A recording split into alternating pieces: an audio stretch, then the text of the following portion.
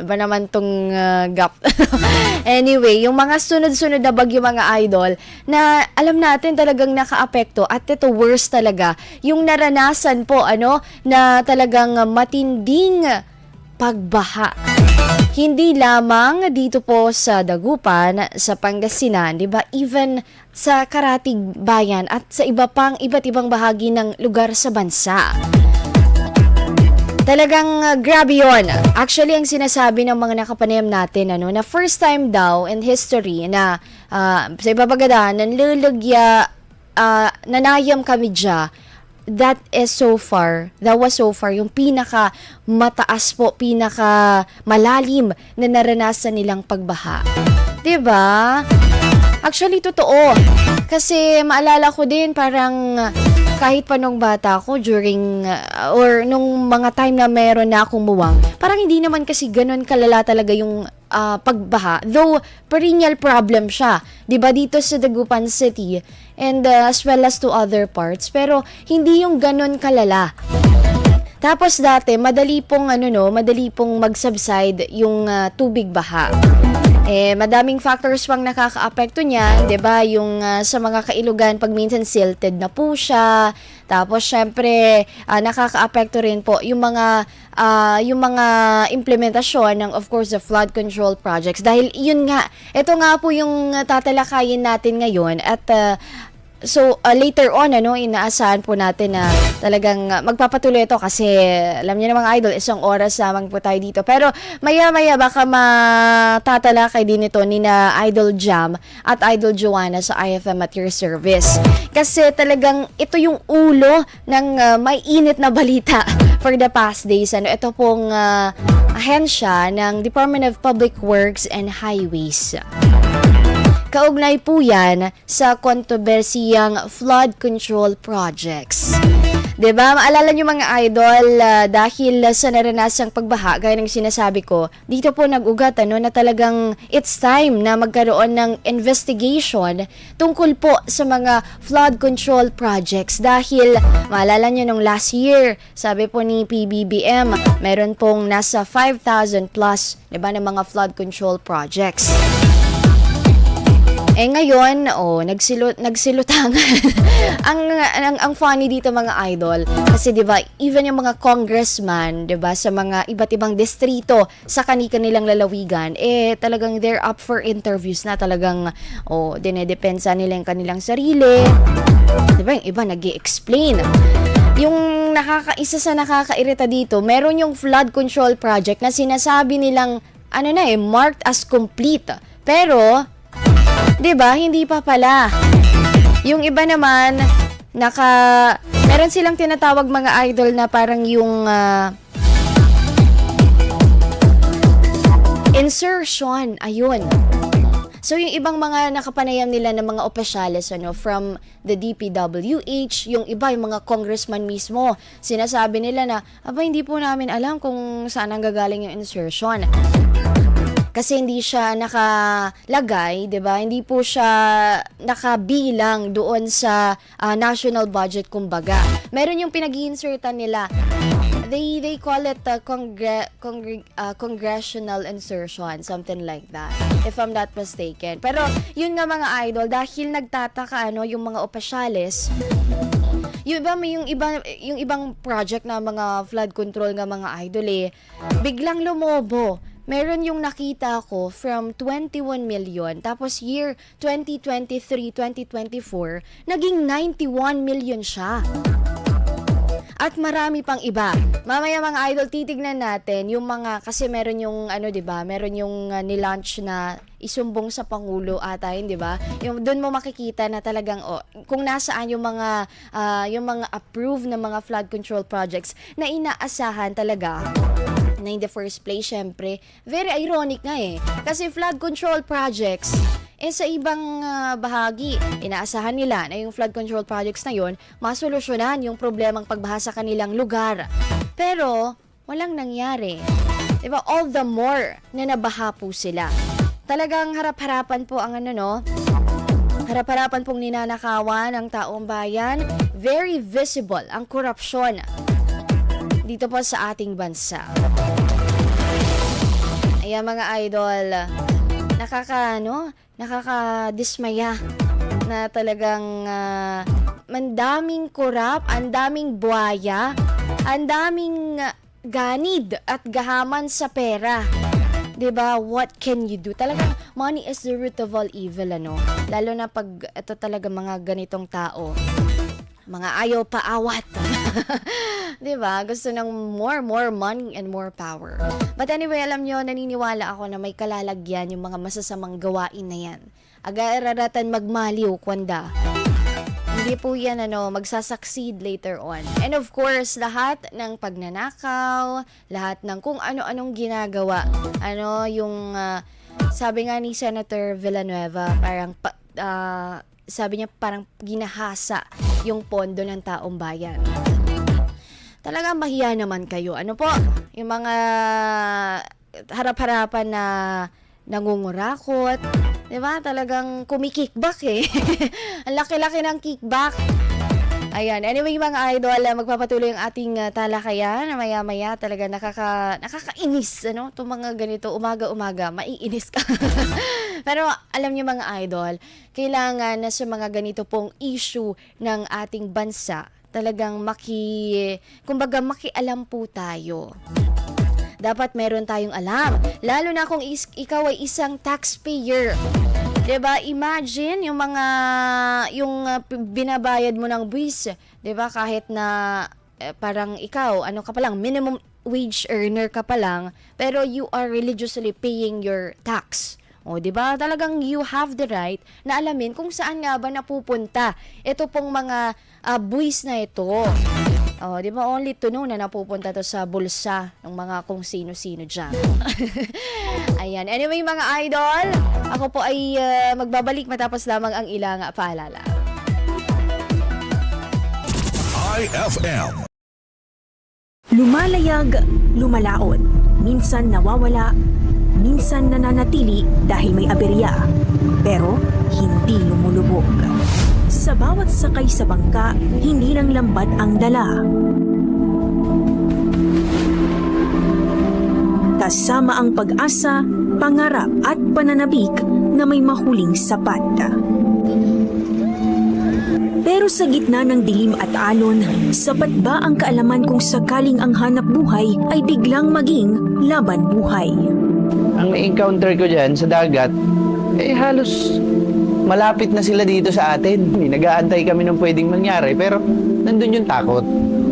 Hindi lang gamit sa pangingisda ang mahalaga, kundi ang mga taong humahawak sa mga ito. Ang sa aming hanap buhay, talagang buwis buhay ka nga. Marami nangyayaring ganyan na nalulubog or tumakbo yung service na hindi nakakabalik. Saga naman sa huli, paano kung kulang sa kaalaman para mailigtas ang isa sa kanila? May hanap sa laot pero may kaligtasan ba pabalik sa dalampasigan?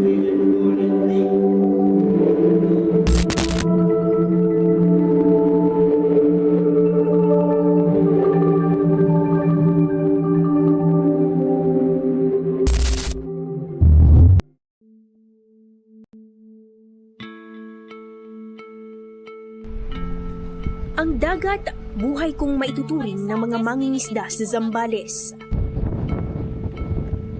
Ang mga huling isda, saga naman o hindi, yaman na maituturing.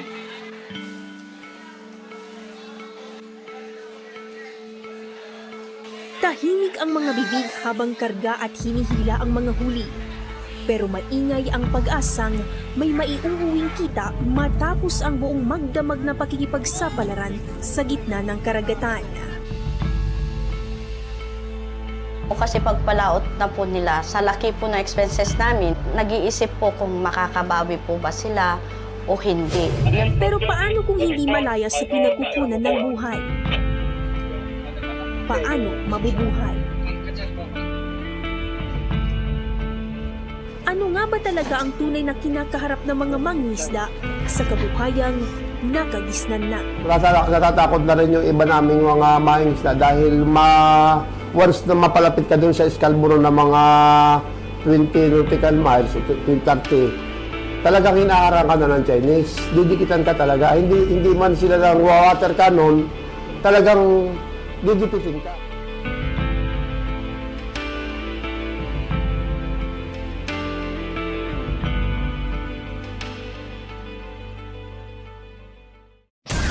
Mas pinalakas na paghahatid ng mga balita sa loob at labas ng Pangasinan. Mas komprehensibong pagtalakay sa mga napapanahong usapin sa lalawigan. Kasama si Idol Mark Espinosa. Yung pong long-term solution po dapat po na ginagawa ng gobyerno pagdating dito sa pag-stabilize ng mga bayarin. At ang iba pang mga idol mo sa balita at impormasyon. IFM News. Mapapakinggan araw-araw, alas 5 hanggang alas 8 ng umaga, alas 12:30 hanggang alauna ng hapon, at alas 5 hanggang alas 5:30 ng hapon. Dito lang sa #1 Music and News FM. Gising na! Balita na! IFM News. At ayan mga idol, muli pong nagbabalik programang IFM News Saturday Prime Edition. Mga idol, live po tayo ngayon sa YouTube channel ng IFM Dagupan. Ayan, pagpasensyahan nyo muna kami at meron pong technical difficulty ang ating live sa Facebook ngayon. Pero maaari nyo po kaming panoorin mga idol sa IFM YouTube channel. Ito na mga idol, yung sinasabi po natin, na talagang nasa controversy na flood control projects. Talagang na-testing. Manood kayo mga idol dahil importante, gaya ng sabi ko kanina, importante na makialam tayo sa mga ganito pong issue ng ating bansa. Hindi na bago ang korupsyon. Bagamat mga idol, ito po ay magalantaran. Parang yung iba nga, ito nga aminado nga yung iba. Si DPWH Secretary, parang yung naging panayam sa kanya, 'di ba? Parang medyo aminado siya. Hindi naman medyo, umaamin siya na nagkaroon ng tinatawag na ghost flood control projects. 'Diba, yung question hour nung tinanong siya mga idol sa Senate kasi 'di ba ang Senate diyan nag-umpisa nga yung desisyon na magkaroon ng investigasyon ukol po dito sa mga flood control projects. Why? Because this was funded by trillions of pesos. 'Di ba? Sabi ni Senator Riza nga pwede nang mamigay ng 1 milyon ba kada tao?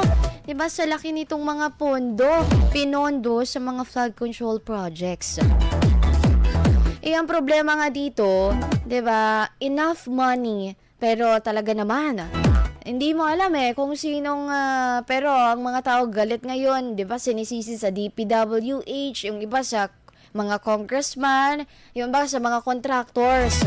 Ngayon, meron yung inilabas ni Senator Lacson. Meron siyang na-mention doon na parang di ba, kunwari buo pa yung pera mga idol. Ngayon, parang nahati-hati na pagbaba niya, konti na lang or maliit na lang yung pondo. Kaya naman, pag ini-inspeksyon nila mga flood control projects, ang nangyayari, substandard yung mga ginagamit na materyales. Yung iba, ang gapo ni taon to, adralla. Yung gaya ng sinasabi natin kanina, marked as complete pero wala pa. 'Di ba? Like, nako. Grabe. Grabe naman talaga yung mga nangyayari pong ganun, Talagang nakakagalit kasi alam niyo naman, pera yan ng taong bayan, yung worst dito gaya ng sinasabi natin. Talaga, lalo na pag taxpayer ka, 'di ba? Minimum wage earner ka, tapos nagbabayad ka ng taxes mo kahit anong yung iba kahit purchase lang, 'di ba? May tax siya Tapos pag naipon, ito ipopondo sa mga sinasabing proyekto ko, at the end, malalaman natin na ganito, Oh, ito yung sinasabi natin kanina na nung nagkaroon ng pagdinig sa pangunguna po ng Senate Blue Ribbon Committee kaugnay po sa maanomalyang flood control projects, ay inamin po ni Department of Public Works and Highway Secretary Manuel Bonoan na may mga ghost flood control project na natuklasan ang kanilang ahensya. During this yung interview po niya, or ito yung pag-question sa kanya, sinabi ni Senator Jinggoy Estrada, sabi niya baka raw walang ideya si Secretary Bonoan, 'di ba, tungkol po dito sa mga maanomalyang flood control project. Sabi niya not to defend him, pero baka kasi hindi niya daw alam yung nangyayari sa baba.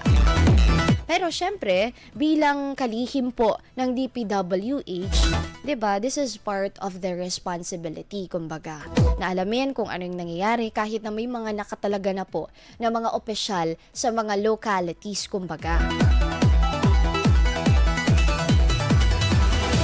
'Di ba? Makikita natin dito mga idol kung saan nakapondo.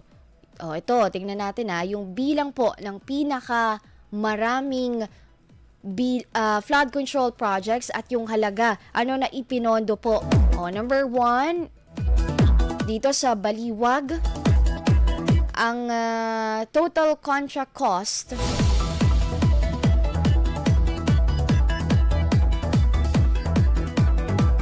grabe, trillions of nakakalula tong ganitong kalaking nakakalula tong ganitong kalaki na halaga po ng mga flood control projects, only to know na yung iba wala pa, nasimulan na pero nasira na, yung iba markas complete pero hindi pa pala, 'di ba? Yung iba gani ataunan adorala, alam niyo yun, yung hindi na siya supposed to be ang main aim talaga nito.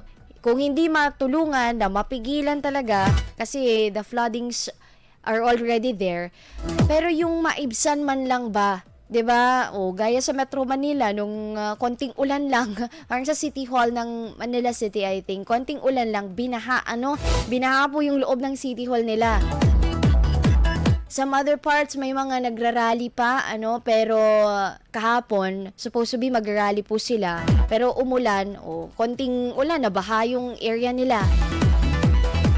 Nakakadismaya na it is supposed to help o kahit na hindi ma-prevent, hindi maiwasan, at least man lang maibsan yung pagbaha. Ito ayon sa ang una, si Baliwag, ang meron siyang 85 na flood control projects. Pangalawa si San Jose del Monte, 48. Balagtas, 46. Hagonoy, 43. Malolos, 45. Napakarami. Grabe naman. Ito po ay sa mga idol sa Bulacan. Inilabas po na ang hazard map ng Bulacan ay hindi flood prone area. Pero ang laki ng pondo sa flood control project ng lungsod na naungusan ng SJDM sa laki ng budget ang mga nilulubog talaga sa baha na mga lugar. Tingnan pa natin yung iba mga idol. Pwede nyo pong i-check yung sumbong sa Pangulo na I think it's a website. Doon nyo po makikita yung listahan ng mga flood control projects na either completed siya during 2023, 2024, di ba? Makikita nyo dyan mga idol. Tingnan nyo baka kasama yung lalawigan ninyo. Tingnan nyo po yung mga pinopondo. Gaano kalaki. Yung mga pondo po na inilalaan para sa pagsasaayos nito mga flood control projects, di ba? Even sana yung mga iba pang infrastruktura. Kasi for sure, hindi lang sa flood control projects merong nagaganap na mga korupsyon, di ba? Mga tinatawag nila sa Senate na kickback. Yung iba tinawag ni Senator Lacson na reseta. Parang na lang, nireseta tapos iti-take na lang kumbaga nung mga corrupt officials dyan. Ito, sabi niya dito, hatian ng pondo para sa flood control sa isang halimbawa ng pie sharing ng pondo para po sa flood control project sa ibinahagi ni Sen Lacson. Makikita ang karapalang lagay. Ito na yun, SOPs at iba pang uri ng hatian ng mga korap. Mula DPWH District Engineers, Bids and Awards Committee, iba pang ahensya at funders na politiko. Gayong isa lamang itong kaso at hindi representasyon ng lahat ng kitaan sa flood control, makikita ang pattern ng pie sharing na naiba lamang sa level ng antas ng kasakiman ng mga korap.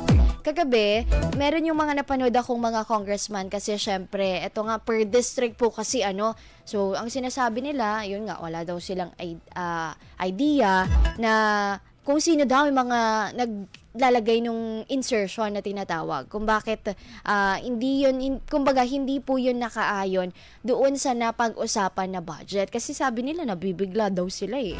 Ewan ko lang po. Kung let's hope talaga for a better investigation at yung namang may kalalagyan talaga na investigasyon at mapanagot yung mga mapapatunayan po na may kickback. Mahiya naman kayo. Hindi nyo po yan pera. Tsaka isa pa, grabe naman. Kahit yung, alam nyo, trillion to, tapos parang 40% na lang yung napupunta sa baba. Yun na lang yung, imbis na 100% for the flood control project, gaya ng sinasabi ni Senator Lacson, na nahati-hati na, di ba, yung pie sharing na sinasabi niya. Dahil nga, mga korap na opisyal na nasa loob, hindi nila mapigilan, na talagang mangurakot, manguha ng pera na hindi naman sa kanila. Grabe yan, tinawag na notorious itong sa FCP, Flood Control Project sa may Bulacan.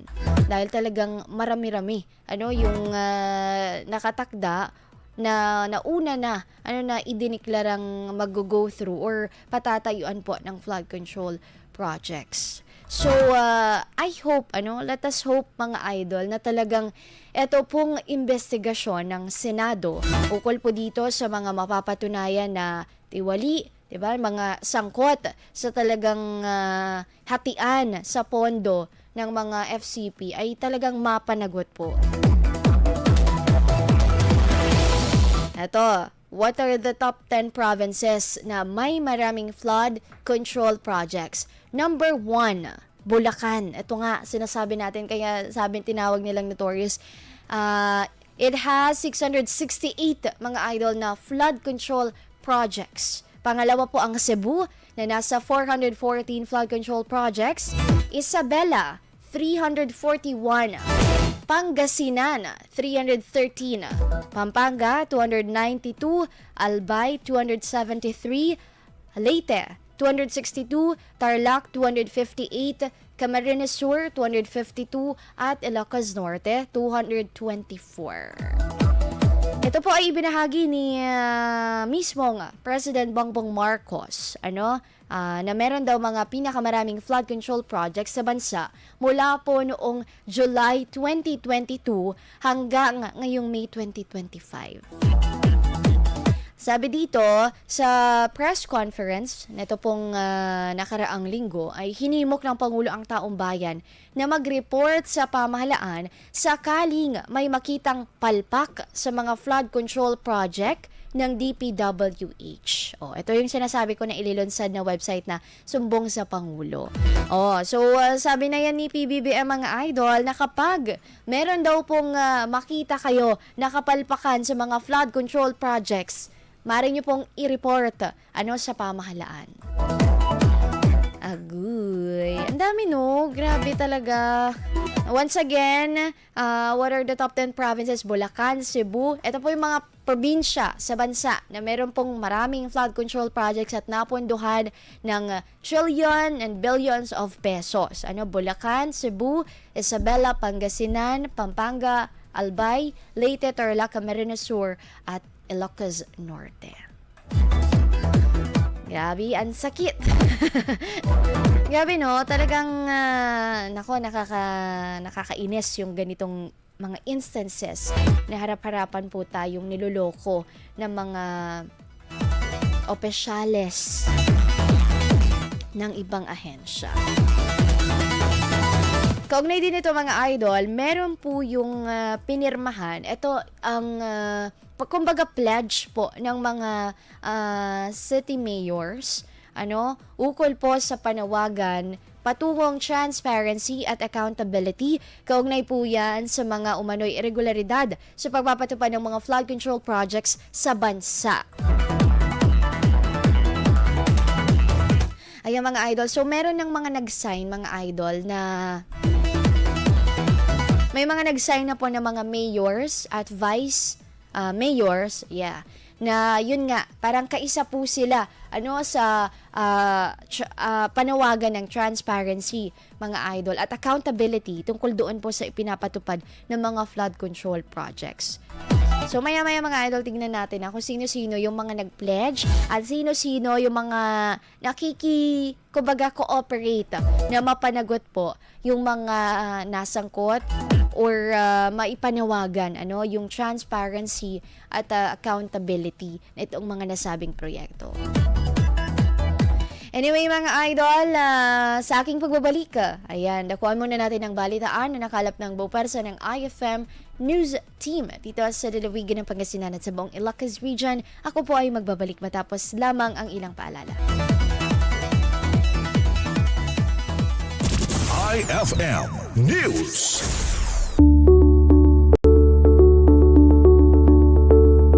Ang kalusugan ay kayamanan, ngunit dahil sa pabago-bagong panahon, tumataas ang banta ng trangkaso at iba pang sakit.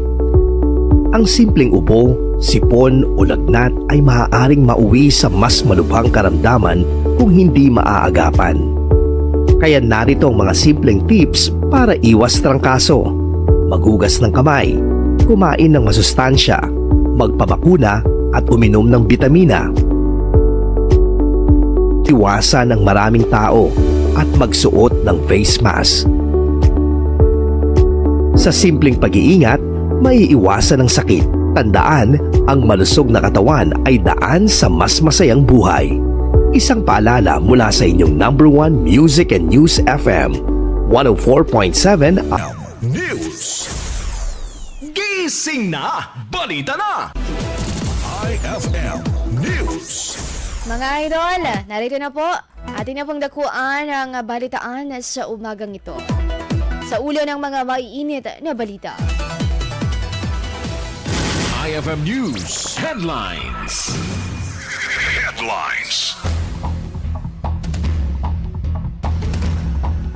Sa ulo ng mga nagbabagang mga balita mga idol, LGU Dagupan nakiisa sa panawagang transparency sa mga flood control projects. 100 Islands National Park bukas na sa mga turista matapos ang agupit ni Bagyong Emong. At higit 1,000 pamilyang Pangasinense graduate na bilang 4Ps. Nadangyan mga idol at detalye ng mga balita, narito na. IFM News. IFM News. IFM News. Lokal.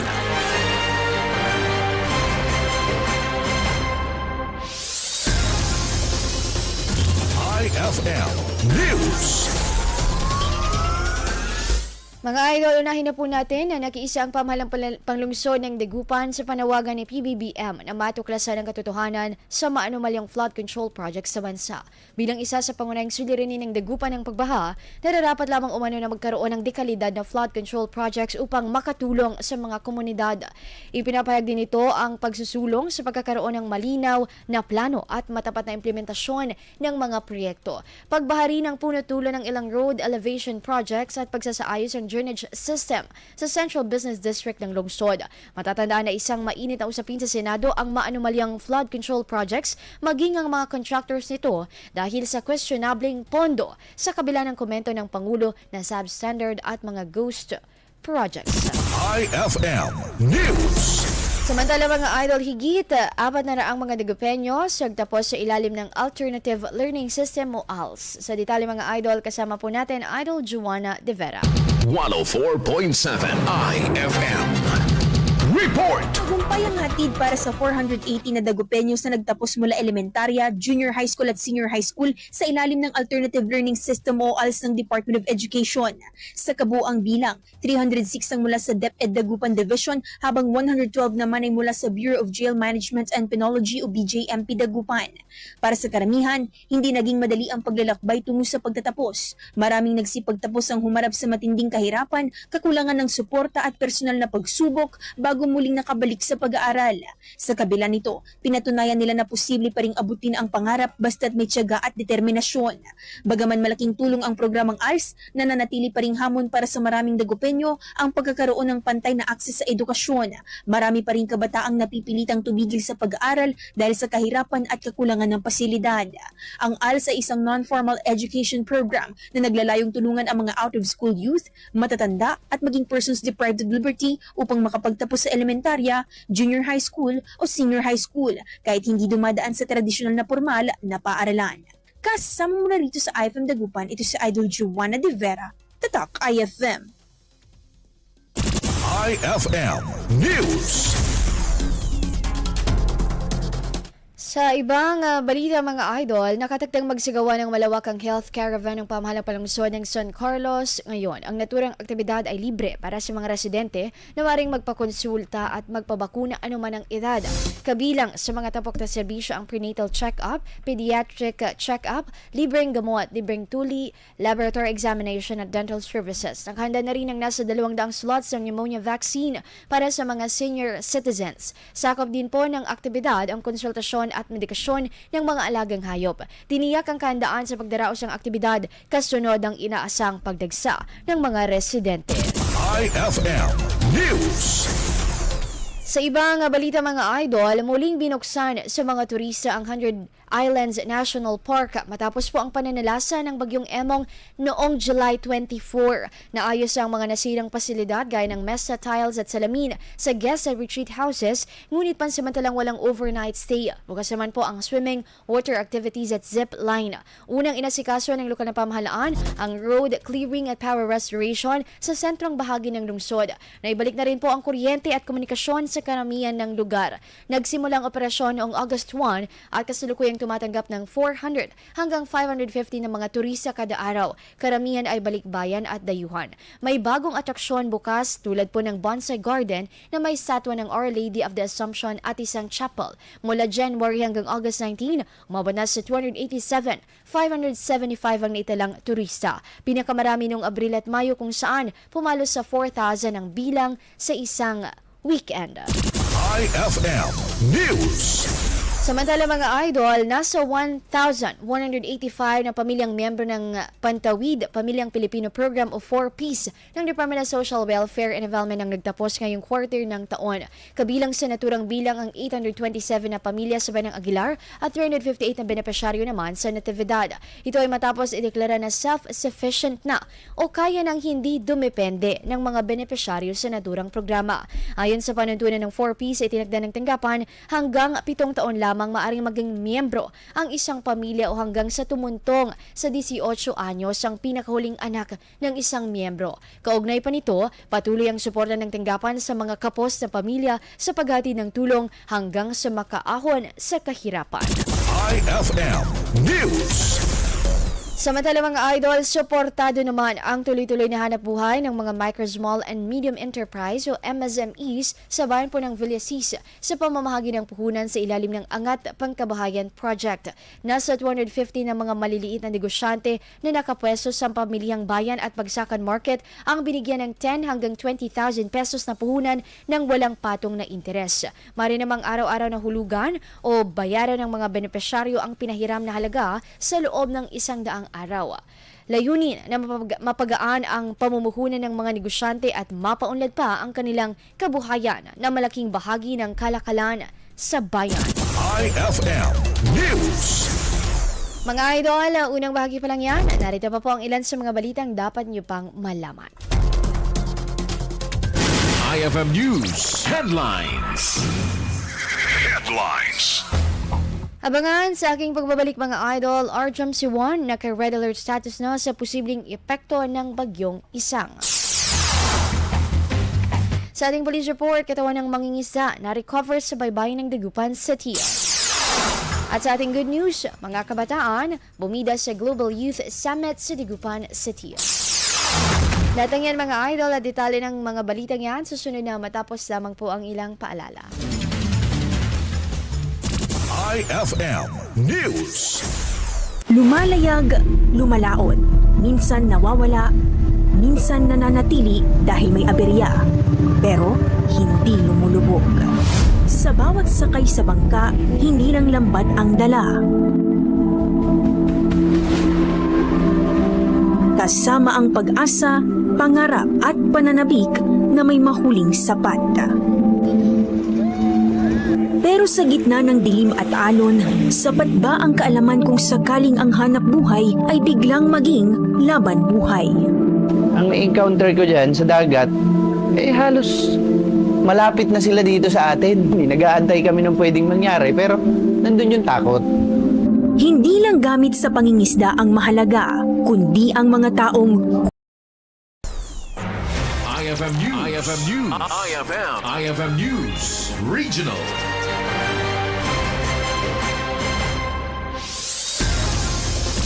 IFM News.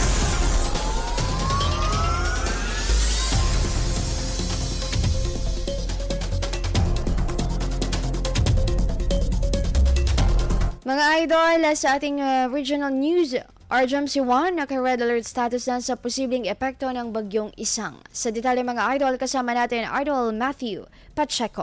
104.7 IFM. Report. Itinaas na sa red alert status ang tanggapan ng RDRIMC 1 bilang paghahanda sa posibleng epekto ng bagyong Isang sa Rehiyon 1 kahapon. Ayon kay OCD1 spokesperson Adrian Pagsulingan, nagsagawa umano sila ng pre-disaster risk assessment meeting at tuwang ang ibang member agencies ng tanggapan para sa magiging epekto ng bagyo. Sa ngayon po, ang ating pong Regional Disaster Risk Reduction and Management Council 1 Emergency Operations Center po ay nakataas na po. Ang red alert status po simula po kaninang alas 11 po ng umaga po. Ito po ay based po kasi kanina and kahapon po ay may kinandak po tayong mga meetings po. Kahapon po ay nagkandak tayo ng pre-disaster risk assessment scenario building. And then kanina po yung weather updating meeting po natin na kung saan po dito natin tinukoy po yung magiging track, yung mga updates po ni bagyong Isang. And then po yung possible nga po na magiging epekto po ng atin pong si bagyong Isang po, sir.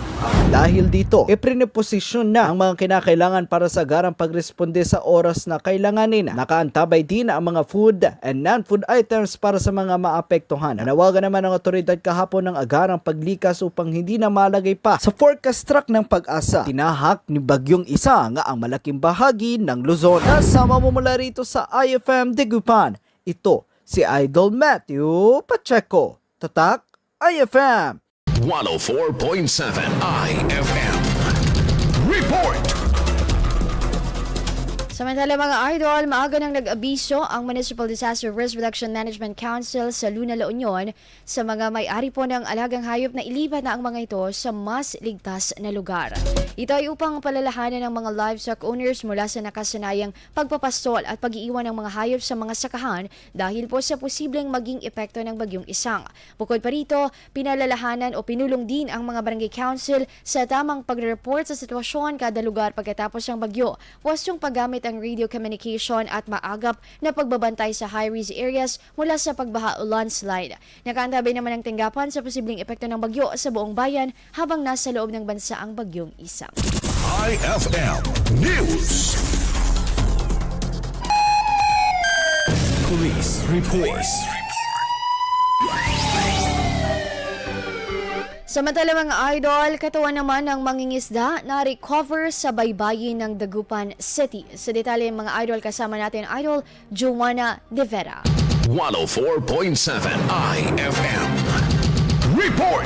Natagpuan ang bangkay ng isang lalaki sa baybayin na bahagi ng Bunuan, Binloc, Dagupan City kahapon. Kinilala ang natagpo ang katawan na isang 68 anyos na mangingisda at residente rin sa nasabing barangay. Ayon sa ulat, natagpuan ang katawan ng biktima ng isa ring mangingisda na mangingisda sana noong mga panahon na iyon. Agad itong nirespondihan ng Dagupan City Police Station kasama ang Maritime Law Enforcement Team matapos na maiulat ng mga opisyal ng barangay. Napag-alaman sa eksaminasyon ng doktor na asphyxia dulot ng pagkalunod ang dahilan ng pagkamatay ng biktima. Wala naman nakitang foul play sa insidente. Kasama mula rito sa IFM Dagupan, ito si Idol Juana De Vera, Tatak IFM. 104.7 IFM. Report! Police report.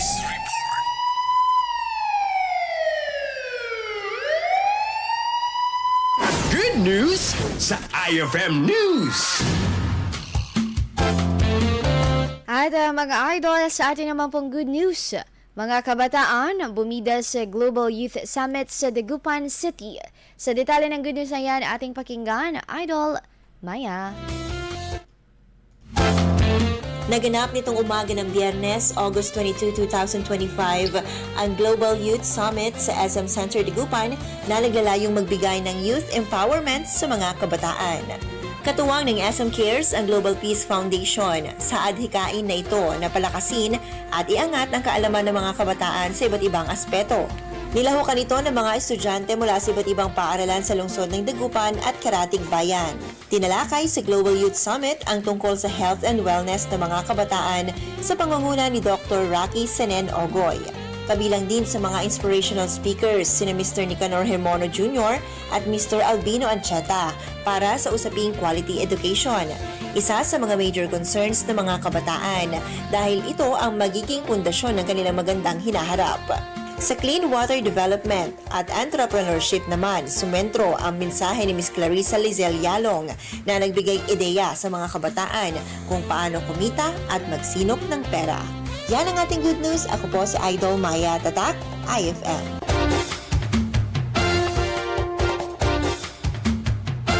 At mga idol, muli atin pong pagsadahan ang mga naging balita ngayong araw ng Sabado. IFM News Headlines. Headlines.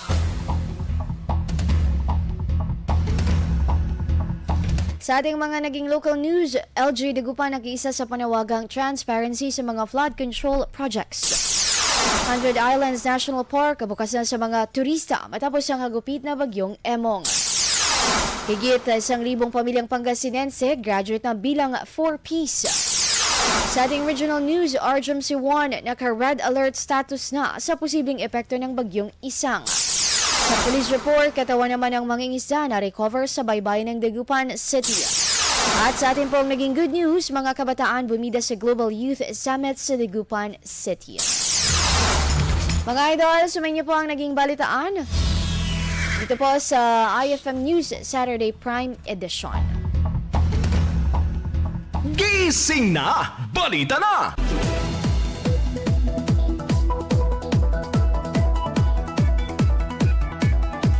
At yan na nga mga idol, as much as we want na pahabain po, kulang talaga yung isang oras no, sa talakayan. Pero anyway mga idol, gaya ng sinasabi ko kanina, makialam po tayo sa mga issue sa ating bansa, lalong-lalo na po na talagang